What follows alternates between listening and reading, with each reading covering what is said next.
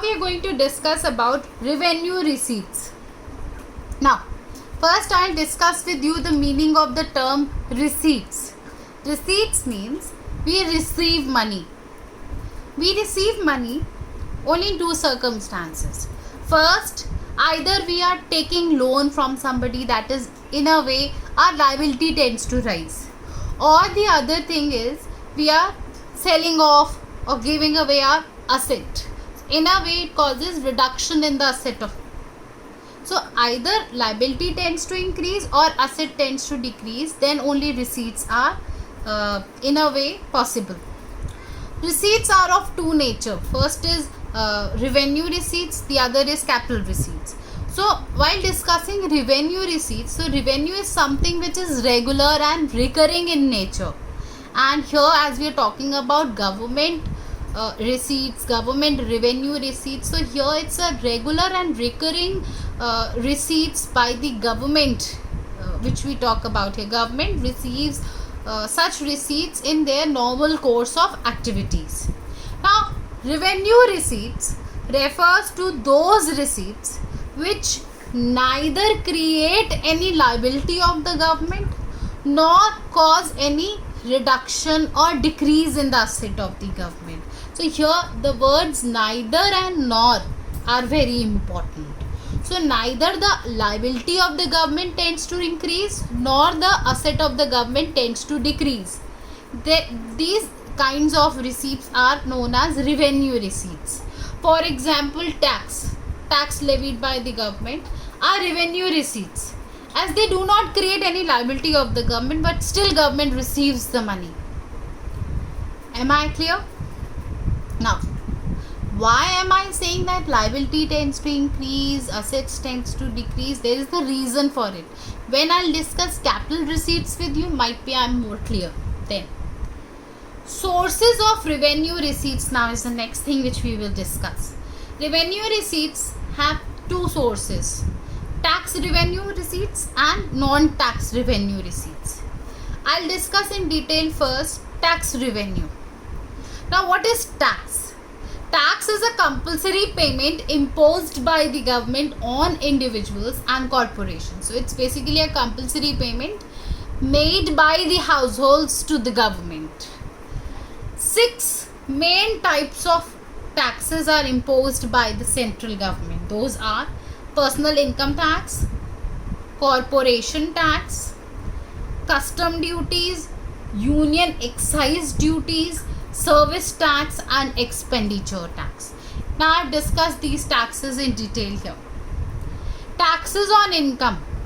Income tax is levied on the income of the individual arising from various sources. It can be any income. Next is corporation tax. It is also known as corporation profit tax. Is the tax on the profits of the companies operating in India. So even the profits are taxable. Next is customs duties.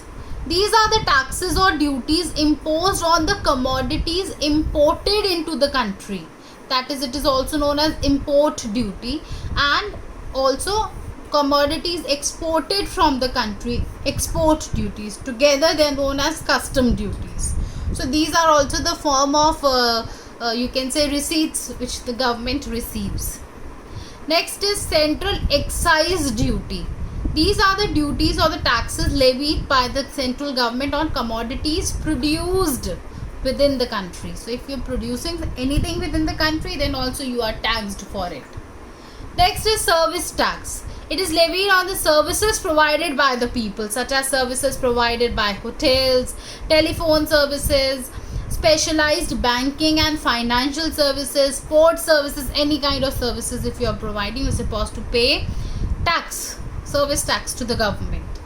Next is expenditure tax. It is the tax imposed on expenditure incurred by an individual in certain hotels or restaurants. It can be like for entertainment tax. There are many types of taxes.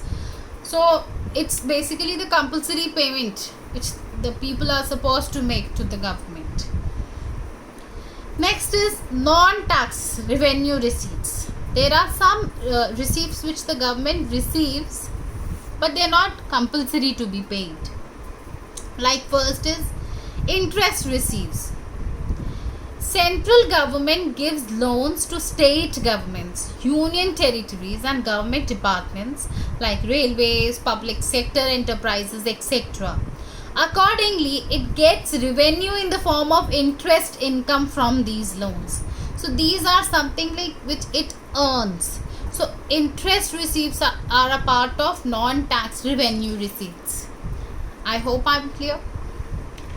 After that, we have with us dividends and profits.